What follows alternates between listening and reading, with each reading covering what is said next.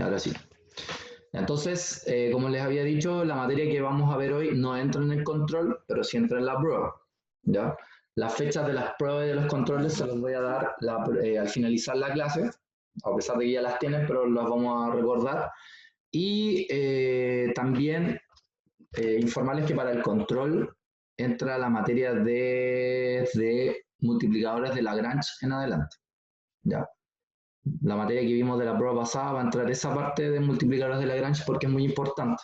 Por lo tanto, lo vamos a volver a retomar. Ya, por si acaso. Bien, vamos a comenzar entonces, como les dije, para al finalizar la clase decirles más o menos recordarles las fechas de las pruebas, de los controles y todo eso. ¿Ya? Esa es la pauta que ya la tienen, sí.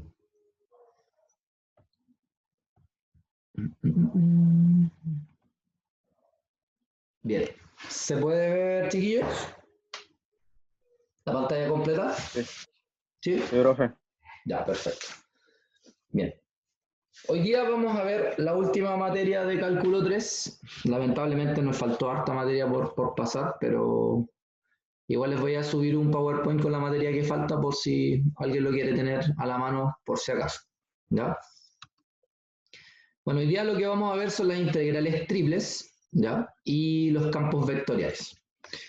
Directamente las integrales triples tienen una similitud muy grande con las integrales dobles, en el sentido del orden, se integra de adentro hacia afuera, pero se llaman triples porque aparecen tres integrales, o sea, hay que integrar tres veces, ¿ya? Ahora, ¿de dónde nace el concepto de integral triple? Un integral triple lo que se trata de hacer es calcular el volumen de una superficie, digamos, ¿ya? Pero ahora considerando las tres dimensiones completas, o sea, considerando el eje X, el eje Y y el eje Z. Entonces, cuando uno arma un integral, recordemos que un integral nace de subdividir un cierto espacio, bueno, en el plano era dividir el eje X, digamos, ¿cierto? Generar pequeñas particiones y pequeños rectángulos. En integrales dobles creamos también pequeños volúmenes. Aquí vamos a crear algo, vamos a hacer o generar varios cubos, ¿ya? Varios cubitos que si yo lo multiplico por el total me va a dar el volumen completo. O sea, en pocas palabras, la suma de cada uno de los volúmenes, digamos, de cada uno de los cubitos que yo les estoy diciendo, o rectangulito, o paralelepípedo, o como le quieran llamar, ¿cierto? Es simplemente la multiplicación entre la función evaluada en dicho punto y la variación de volumen. ¿Por qué? Porque como estoy generando volúmenes chiquititos, estoy haciendo un volumen chiquitito en el eje X, por eso ahí dice que la variación de volumen es variación de volumen en X por la variación de volumen en Y por la variación de volumen en Z. Pues son pequeños volúmenes, ¿ya? Sin embargo, si yo ocupara el término sumatoria, desde K igual 1 hasta N, lo que tendría serían N, N paralelepípedos o N cajitas, por decirlo así. Y el problema es que eso no me va a dar el volumen real de lo que yo quiero calcular. Por lo tanto, lo que uno hace acá es que el número de particiones tienda a infinito, ¿ya? De esa manera, si yo hago que a esta suma hago que n tienda a infinito, nace la integral triple, ¿ya? Cuya fórmula es esto que está acá. Si se dan cuenta, aparecen tres integrales, abajo aparece D. D tiene que ver con la zona de integración, ¿ya? O la región de integración. F, que es la función en cuestión que quiero integrar, y dv, que vendría siendo la variación de volumen, que se puede escribir como dx de y de z, o de y de x de z, o... Lo único importante es que el orden que yo coloco a las diferenciales tiene que estar asociada al orden de las integrales. Eso es lo que más tienen que recordar al momento de. ¿Sí? Bueno, en general, ¿cómo yo puedo calcular el volumen de una superficie en una cierta región acotada en el espacio? Bueno, la fórmula del volumen es esta, ¿ya? Si se dan cuenta, el volumen va a ser la integral triple desde B, o sea que no hay ninguna función asociada, digamos, al cálculo del volumen, ¿ya? Si yo considero la función asociada, ya estaría calculando otra cosa que no está asociada al volumen, sino que es algo que ya estaría en 4 dimensiones. Por eso es que gráficamente no se puede hacer, ¿ya? Para yo poder calcular una integral en el orden de z de y de x o el orden que sea, lo primero que tengo que hacer es elaborar un bosquejo tal cual como lo hacía antes. Un bosquejo que está asociado a la integración misma. ¿Para qué? Para que yo con este bosquejo pueda saber cuáles son los límites de integración, ¿cierto? De cada uno de las integrales. Una vez que yo elaboro el bosquejo, como dije, determinamos los límites de integración, en z sobre todo, que son los menos claros dentro de la función. Y luego lo que vamos a hacer es determinar los límites de integración para el y los límites de integración para el x. Usualmente, la integral va a quedar expresada así, ¿ya? Si ustedes se dan cuenta, es de z de y de x. ¿Eso qué significa? Que en el eje x las integrales son constantes, o sea, del 1 al 2, del 0 al 5, del 0 al 4, del menos 2 al menos 1, no sé. La segunda integral va a estar asociada al y, ¿ya? Y esta tiene que estar escrita en términos de x, ¿ya? O sea, el y tiene que estar escrito en términos del x. Esta integral o esta función que está acá nace de la proyección de la superficie en el plano XY. Entonces yo de acá puedo determinar justamente cómo puedo escribir el y en función del x. Por ejemplo, si fuera una circunferencia, despejo el y y ahí obtendría los extremos asociados al y respecto a x. Y la última integral que está asociada al z, aquí simplemente se escribe la función superficie en términos de z. O sea, despejamos el z, si que no está despejado, en pocas palabras. ¿Ya? Y bueno, f es la función y el orden de integración que está asociado a esto que está. Vamos a ver un ejemplo para que quede más claro este show. ¿Ya?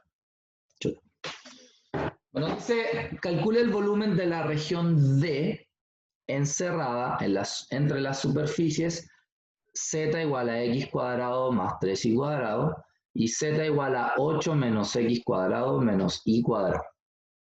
Bien. En este caso particular, si yo graficara la superficie, lo que tendría es esta superficie de acá, la que está acá arriba. ¿Ya? Y yo esta superficie, si hago una proyección o una sombra en el plano XY, lo que tengo es esto que está acá. Bien, quiero que tengan claro una cosa. Ya tengo claro cuáles son los límites de integración para el Z. ¿Por qué? Porque me dice que el volumen que yo quiero calcular está entre la superficie Z igual a x cuadrado más 3y cuadrado y la superficie 8 menos x cuadrado menos y cuadrado. Eso significa que al momento de integrar ya tengo clara cuáles son los límites de integración para el Z. ¿Sí?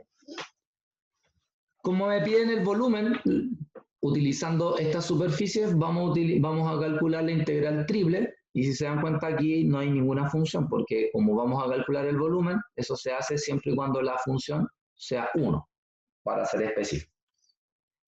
Lo que nos falta ahora es saber cuáles son los límites de integración para el x y los límites de integración para el y, específicamente. ¿Ya? Entonces, ¿qué tenemos que hacer acá para ello? Lo que tenemos que hacer es ¿cómo se llama? Es un sistema de ecuaciones. Entonces, ¿cómo se hace un sistema de ecuaciones entre estos dos? ¿Ya? Algo que tenemos que tener claro es que ellos dos tienen en común el z. Por lo tanto, lo que yo voy a hacer es igualar los z. Entonces, uno de los z es x cuadrado más 3y cuadrado y el otro z es 8 menos x cuadrado menos y cuadrado. Entonces, si yo paso el x cuadrado para allá, me va a quedar 2x cuadrado. Si paso el y cuadrado para allá, me van a quedar 4y cuadrado igual a 8. Simplifico por 2 y me queda esta expresión que está acá. X cuadrado más 2y cuadrado igual a 4. Esto que está acá vendría siendo la expresión de la proyección de la superficie en el plano XY. ¿Ya? Eso es lo que hice en el fondo. Si ustedes se acuerdan, para yo poder determinar los límites de integración del y, lo que tengo que hacer es despejar el y. Entonces, ¿qué vamos a hacer ahora? Vamos a despejar el y. Por ende, el x cuadrado va a pasar restando, el 2 va a pasar dividiendo, y luego vamos a sacar una raíz cuadrada para despejar el y. Pero como una raíz cuadrada, aparece un más y un menos. Por lo tanto, los límites de integración acá serían el raíz de 4 menos x cuadrado partido por 2 y el menos raíz de 4 menos x cuadrado partido por 2. ¿Cuáles son los límites de integración para el x? ¿Ya? Lo único que tengo que hacer es pensar qué número, al reemplazarlo acá, me da que el y vale 0. Yo con eso puedo saber cuáles son los límites de integración para ¿cómo se llama? Para el x. Entonces, en este caso particular, ¿qué valores hacen que el y valga 0 para el x? 2 y menos 2. El 2 y el menos 2. Y por lo mismo, aquí dice que el x es igual a menos 2 y el otro x es igual a 2, que son, digamos, los puntos de intersección que tiene esta proyección en el eje x. Listo. Ya conozco los límites de integración para el x, conozco los límites de integración para el y por el enunciado conozco los límites de integración para el z. Entonces, ¿cómo me va a quedar esta integral? Entonces, esta integral me va a quedar así. El volumen igual a integral triple de z de y de x. Vamos a procurar siempre utilizar este orden de integración. Entonces, la primera integral está asociada al dx. Y habíamos dicho que el x va desde el menos 2 hasta el 2. Después, la segunda integral está asociada a la y. Y habíamos dicho que la y va desde el menos raíz de 4 menos x cuadrado partido por 2 hasta el raíz de 4 menos x cuadrado partido por 2. Y dijimos que el z, según el enunciado, va desde el x cuadrado más 3y cuadrado hasta el 8 menos x cuadrado menos y cuadrado. Por eso esos son los órdenes de integración. Una vez que yo planteo la integral, que es, a mi juicio, lo más importante del ejercicio, ¿por qué? Porque yo, si planteo mal esta integral, obviamente tengo malo todo hacia abajo y ya no saco nada con calcular. Entonces lo que vamos a hacer acá es integrar. Como vamos a integrar con respecto a z y no hay z, significa que va a aparecer un z, ¿ya? Y si ese z yo lo evalúo entre el x cuadrado más 3y cuadrado y el 8 menos x cuadrado menos y cuadrado, va a quedar 8 menos 2x cuadrado menos 4y cuadrado. ¿Por qué? Porque en el fondo restar lo de arriba menos lo de abajo. Entonces me va a quedar el 8, me va a quedar un menos x cuadrado con un menos x cuadrado que son menos 2x cuadrado, y me va a quedar un menos y cuadrado con un menos 3y cuadrado que me va a quedar menos 4y cuadrado. De y de x porque ya integré el z. Entonces ahora, de una integral triple, pasamos a tener una integral doble. ¿Qué tenemos que hacer ahora? Integrar esto con respecto a y.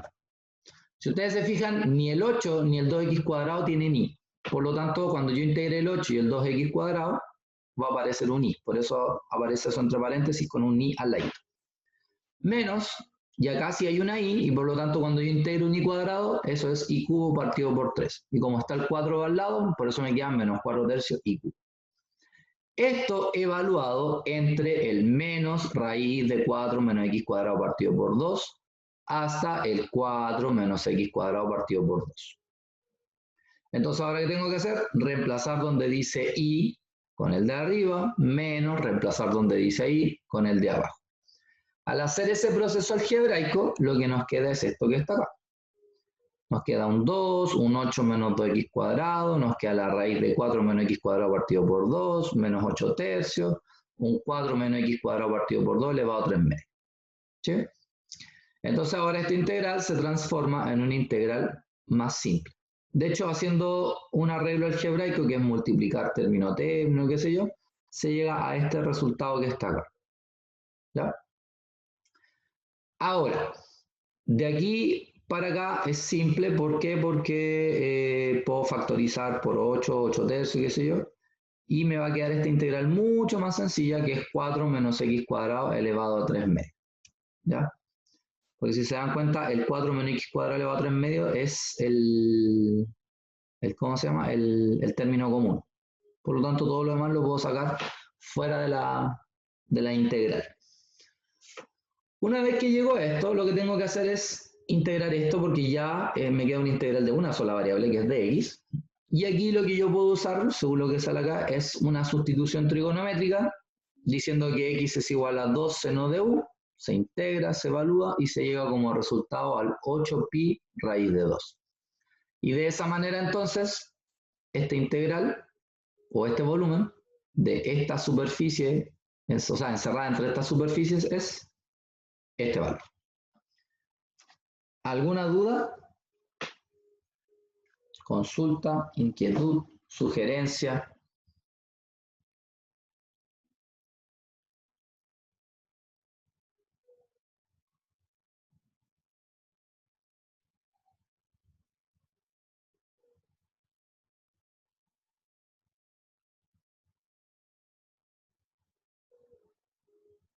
No, profe.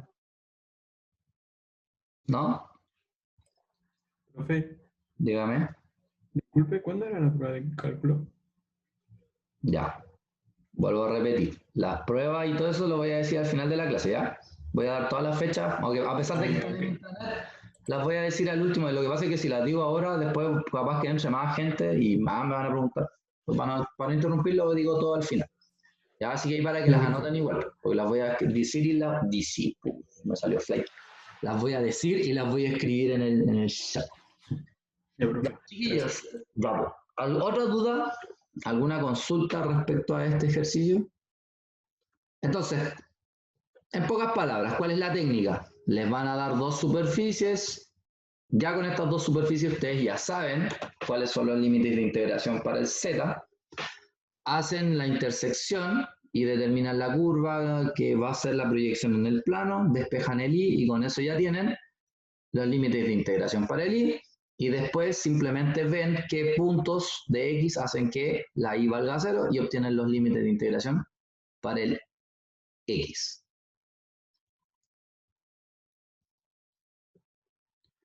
Se agregará trigonométricas y combinaciones raras. Ya. Buena pregunta, Gabriel.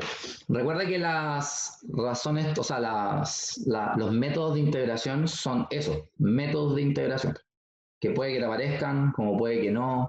¿Cachai? No es, como son métodos, no es que yo diga, no, vamos a usar el método de por partes solamente, no. Te va a aparecer una integral y de acuerdo a esa integral tú tienes que saber cómo resolverla. ¿Ya? Ya. ¿Ah? Ya, sigamos entonces. Bueno, una vez que ya hicimos eso, como ya les dije, estos son como los tips. Primero los límites de integración del z, del y y del x. Luego reemplazan, escriben la integral correctamente y luego empiezan a integrar parte por parte hasta llegar al resultado. Obviamente hay integrales más fáciles, otros más difíciles. Díganme.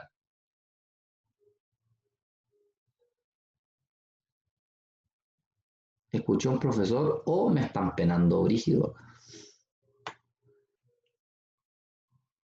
¿No? ¿Todo ok? Perfecto. Bueno, este es un segundo ejemplo. Dice, establezca los límites de integración para la evaluación de la integral triple de la función f de x, y, z sobre el tetraedro D con vértices 0, 0, 0, 1, 1, 0, 0, 1, 0 y 0, 1, 1. ¿Ya? Y aplique el orden de integración de y, de z, de x. O sea, ahora el orden de integración es al revés. Acá ya no es de z, de y, sino que es de y, de z. ¿Ya? Claramente, para yo poder hacer este ejercicio, ¿ya? Lo primero que tengo que hacer es graficar estos puntos en el espacio. Entonces ya sé que el 0, 0, 0 es el que está acá, aquí está el 1, 1, 0, aquí está el 0, 1, 0 y aquí está el 0, 1, 1. Y aquí está entonces el tetraedro, ¿ya? Como en este caso, el orden de integración es de y, de z, de x, significa que la proyección no la voy a hacer en el plano xy. La proyección la voy a hacer en el plano xz. ¿Ya? Fíjense bien, según el orden de integración, donde se hacen las proyecciones. Como acá el orden de integración era de y de x, entonces acá, en este plano, ¿cierto? Se hace la proyección del z. Pero como acá está al revés, entonces el z de x, en este plano es donde tiene que ir la proyección de esto que está acá. ¿Ya? Bueno, según la solución dice que D, ¿cierto? Tira una sombra, digamos, acá, que vendría siendo justo esta línea que está acá, que se proyecta acá, en esta recta, Si ustedes proyectan este punto, obviamente este punto al proyectarlo en el eje Z es cuando Z vale 1 y aquí cuando X vale 1. Por lo tanto, lo que tengo acá es una recta que pasa por el Z igual a 1 y pasa por el X igual a 1 y como estamos en este plano, aquí el Y vale 0. Entonces, si yo hago la ecuación de la recta, ¿cierto? Pero para el plano XZ, o sea, es como cambiar el Y por el Z, en pocas palabras, nos queda esta ecuación que está acá. X más Z igual a 1. ¿Sí?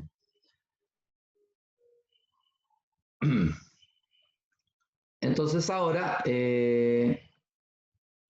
que tenemos que hacer, ya tenemos la función X más Z igual a 1, y por lo tanto lo que vamos a hacer ahora es despejar el Z para poderlo reemplazar acá. ¿Por qué? Porque siempre todo tiene que quedar en función de la última variable, que es el X.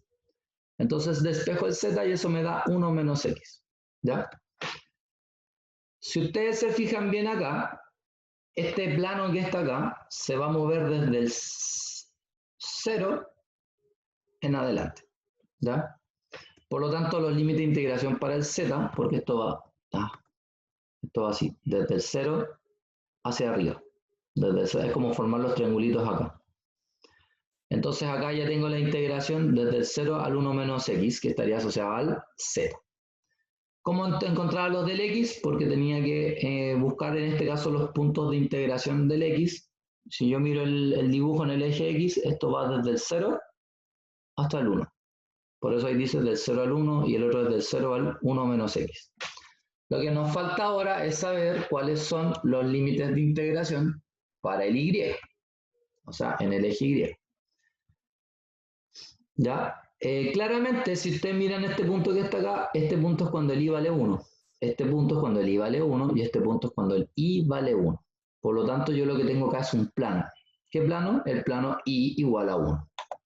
Entonces, esta integral va a barrer desde acá hasta acá. Acá, la función es X más Z. Y aquí, la función es 1. Por eso acá los límites de integración son desde el X más Z hasta el 1. Y así es como tengo las tres integrales. Este ejercicio es un ejemplo de... No es un ejemplo tan fácil porque no es tan fácil graficarlo en el plano 3D. O sea, posiblemente el ejercicio anterior quizás no lo puedan dibujar, pero sí pueden algebraicamente ir reduciendo cosas. Pero aquí no era tan simple. ¿Ya? Pero graficando bien se obtienen los resultados. Aquí en este caso no nos piden calcularla, sino que simplemente determinar los límites de integración de la integral triple. ¿Alguna duda?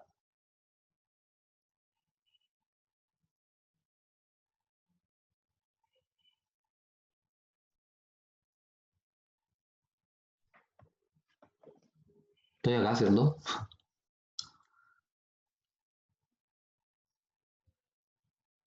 ¿Me escuchan? Sí, sí, Se profe. alegra ver la Sí, mujer profe, lo escuchamos.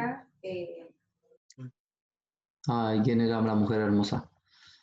Ya, chiquillos, ¿alguna duda de cómo se encontraron los límites de integración? ¿No?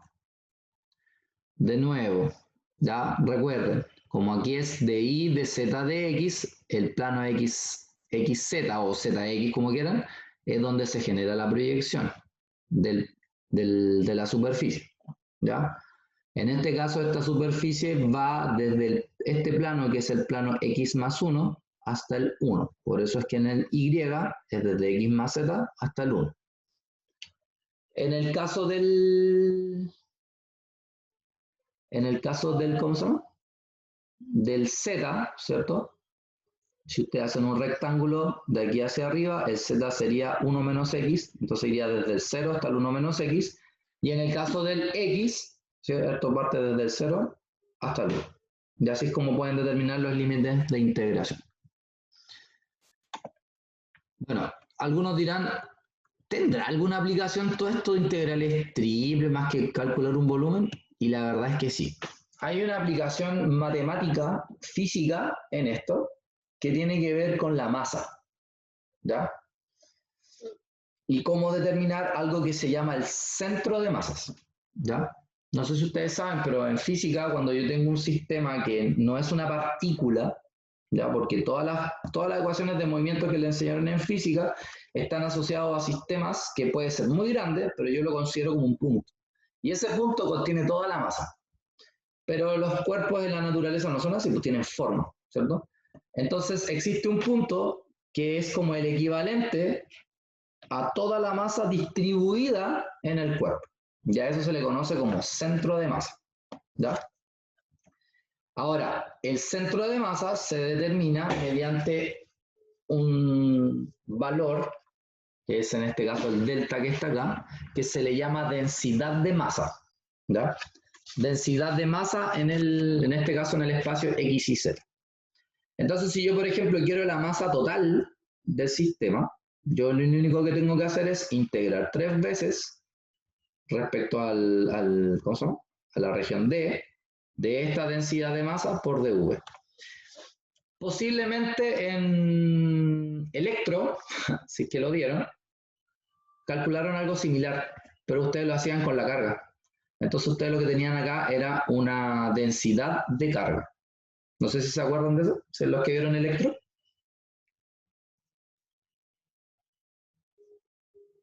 ¿No? Bueno, no importa. Más o menos. Bueno, la densidad de carga es algo un poquito similar, pues es donde se concentra la mayor cantidad de la carga del sistema. ¿Por qué? Porque una carga puntual, claro, cumple con la ley de Coulomb, pero si tengo una varilla o tengo no sé, un cono, ¿cierto? La distribución de carga cambia. ¿Ya? Entonces yo con la densidad de carga puedo ser capaz de determinar la carga total del sistema. Aquí pasa algo similar. Pues, yo no sé, digamos, cuál es la masa total, pero la puedo conocer conociendo específicamente la función densidad de masa, que puede ser constante como puede ser variable, o sea, puede ser una función como puede ser una constante. ¿Ya? También existe algo que se llaman los momentos. ¿Ya? Los momentos que tienen que ver con la distribución de la masa, pero en un eje específico. ¿Ya? Por ejemplo, la distribución de la masa en el plano YZ está asociado al X. ¿Ya? O sea, en el eje X, ¿dónde está el plano? Entonces, si yo quiero conocer el momento el momento de masa, no se llama momento de masa, como el momento de inercia. ¿Ya? En el plano YZ lo que hago es una integral triple, fíjense que es la misma fórmula, pero se le agrega un X. O sea, la variable que no aparece acá es la que aparece acá. La masa inercial o el momento de inercia del plano XZ sería en este caso la integral triple, como es en el plano XZ, entonces aquí vamos a usar el Y. Aparece otra vez la densidad de masa y la diferencial de volumen. Y si quiero el momento de inercia en el plano XY, lo que tengo es la integral triple en el eje Z y lo demás. O sea, es la misma fórmula, pero cambia, digamos, la variable que falta dentro del momento de inercia. Con estos datos yo soy capaz de encontrar el centro de masa. El centro de masa es un punto en el espacio. ¿Ya? Entonces, ¿cómo yo puedo encontrar el centro de masa? Simple. Para yo calcular el centro de masa en el eje X, simplemente divido el MYZ con el M total. El centro de masa en el Y va a ser MXZ con el M total. Y el centro de masa en el Z va a ser MXY dividido en el M total. Estas son fórmulas, ¿ya? Las pueden tener anotadas sin ningún problema. Ya, aquí hay algo que está malo, ¿eh? Eso no es laca, eso es una placa, me faltó la P. ¿Ya? Por ejemplo, para yo determinar una placa en 2 dimensiones, ya no necesito una integral triple, porque en 2 dimensiones solamente tengo el eje X y el eje Y. Por lo tanto, en una placa de 2 dimensiones, para yo determinar la masa total, fíjense que es la misma fórmula, pero con una integral doble. Y obviamente la densidad de masa ya no tiene 3 variables, son solamente 2. Los momentos de inercia, ¿cierto? Para cada una de esas masas serían, por el momento de inercia en el eje Y, usamos el X. Y el momento de inercia en el eje X, usamos el Y. Y si quiero determinar el centro de masa de esto de acá, el X del centro de masa va a ser el MY partido en M, y el Y del centro de masa va a ser el MX partido por M. Como les digo, estas son fórmulas. ¿Dónde está lo importante? Es cómo integrar. ¿Sí? No hay ningún ejemplo, pero lo único que les voy a decir es que vamos a ser tan buenos como ustedes que en la guía hay un ejercicio que les dan todo. Les dan los límites de integración, les dan, incluso les dan el delta y son constantes, por lo tanto la integral es simplemente integrar algo sencillo. ¿Ya? Pero estas son fórmulas físicas. ¿Ya? ¿Por qué se están explicando? Para que entiendan que el cálculo 3 obviamente se utiliza en física también. Bueno, en muchas más áreas, pero en física particularmente. Bien. Algo que vimos la clase pasada, pero que no la practicamos, tiene que ver con las coordenadas. Nosotros la semana pasada vimos las coordenadas polares, que es el cambio desde las, digamos, desde de los sistemas rectangulares, X y Z, ¿cierto? A las coordenadas polares que eran R y θ. R que estaba asociado al radio y θ que estaba asociado al ángulo. Bueno, en las integrales triples yo también puedo utilizar una nueva tipo de coordenadas, pero que se llaman cilíndricas. Las coordenadas cilíndricas tienen la misma estructura que las coordenadas polares. O sea que R va a ser, perdón, X va a ser R coseno de θ y el Y va a ser R seno de θ. ¿Ya? La única diferencia es que aquí va a aparecer una Z. ¿Ya? Pero curiosamente en una coordenada cilíndrica, como su nombre lo dice, un cilindro tiene base circular, que sería la base polar, y tiene un Z. Por lo tanto, el Z no cambia en nada. ¿Eso qué significa? Que el Z va a seguir siendo 0. El orden de integración va a ser la misma. ¿Ya? Si yo quiero calcular una integral triple de coordenadas rectangulares a coordenadas cilíndricas, simplemente cambio X y Z por R θ Z, pero aparece, y se acuerdan que les dije que existe un término que se llama el jacobiano, que es el término que me permite cambiar de un sistema de coordenadas a otro. En este caso, el jacobiano en coordenadas cilíndricas es la misma que en coordenadas polares, que es el R. Nunca se olviden de él, chiquillos, nunca se olviden del R, ¿ya? Nunca jamás en la vida. ¿Cómo determino los límites de integración? Los límites de integración los vamos a hacer de esta forma. Fíjense, el de θ, que va desde un ángulo hasta otro ángulo, el R, que va desde, ¿cómo se llama? O cómo varía el radio, y el Z, que es cómo varía el Z en función del otro. Miren, acá hay un ejemplo de coordenadas, ¿cómo se llama? De coordenadas cilíndricas, y utilizando justamente lo que habíamos hablado sobre el centro de masa. Entonces la pregunta dice, encuentra el centroide. Para nosotros el centroide tiene que ver con el centro de masa, ¿ya? Pero cuando delta vale 1. Eso es un centroide, ¿ya? Por si acaso.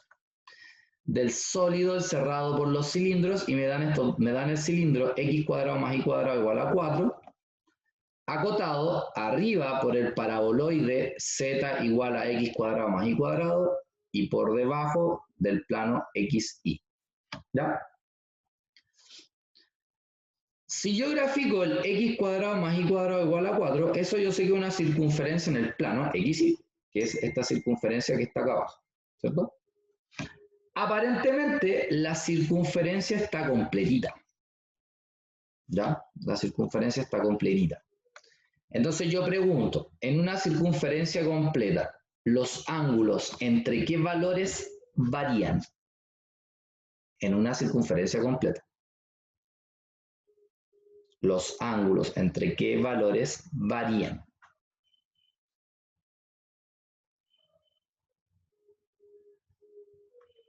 ¿Cuántos grados tiene una circunferencia completa? 360 grados. 360 grados, súper bien. Esos son equivalentes a 2π, ¿cierto? Por lo tanto, los límites de integración para el θ van a ser desde el 0 hasta el 2π. Súper. ¿Ya? Después, porque lo que estoy haciendo acá es calcular el MXY. ¿Ya? Vamos a calcular este primero. MXY. ¿Ya? En el caso del... Ya, no importa. Pregunta. LR. Esto es una circunferencia de radio 2, ¿cierto? Porque x cuadrado más y cuadrado es una circunferencia de radio 2. Por lo tanto, ¿me podrían decir entre qué valores va a valer R? Si el radio completo vale 2, el radio total. Por lógica.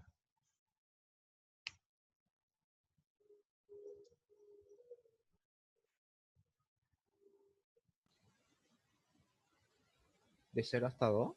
De 0 hasta 2. Por eso acá sale de 0 hasta 2. Ahora veamos Z. Como este está acotado entre el plano XY y la paraboloide que tenemos acá, entonces ustedes se fijan bien que el Z, que es como la altura, por decirlo así, parte del 0, por eso acá dice 0, y llega hasta el x cuadrado más y cuadrado. ¿Cuál era en coordenadas polares la expresión de x cuadrado más y cuadrado? ¿Por qué cosa se reemplazaba el x cuadrado más y cuadrado? A ver si alguien se acuerda.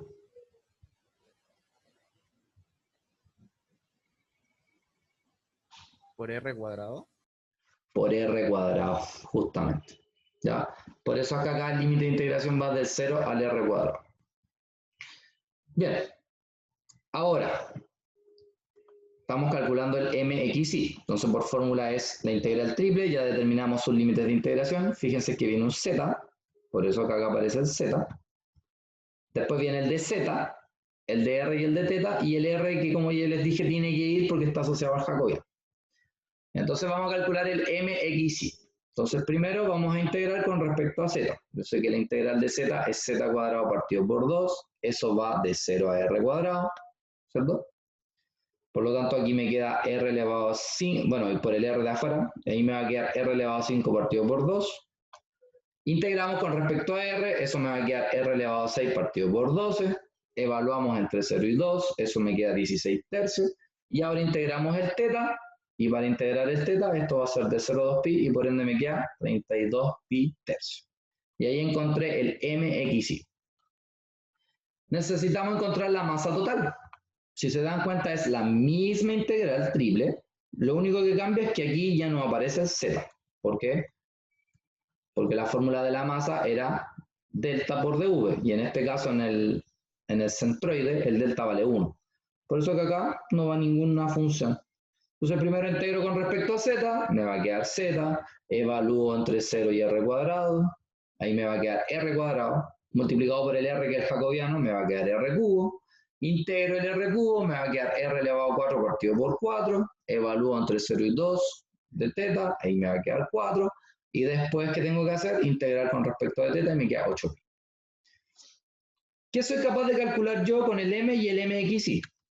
Ustedes se fijan bien, el MX y el M soy capaz de encontrar el Z del centro de masa.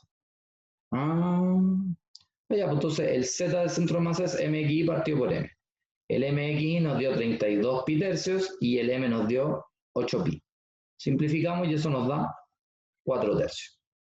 Y ahí encontré entonces el centro de masa en el eje Z. Entonces el centroide es 0, 0 y 4 tercios.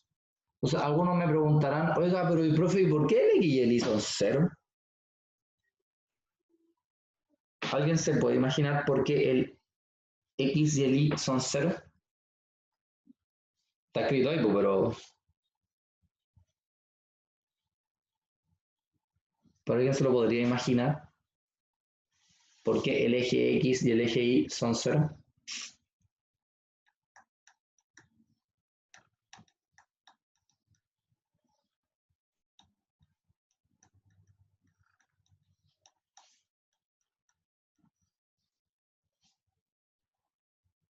¿No? ¿Nadie se lo imagina? No importa, no hay ningún pecado que no se lo imagine.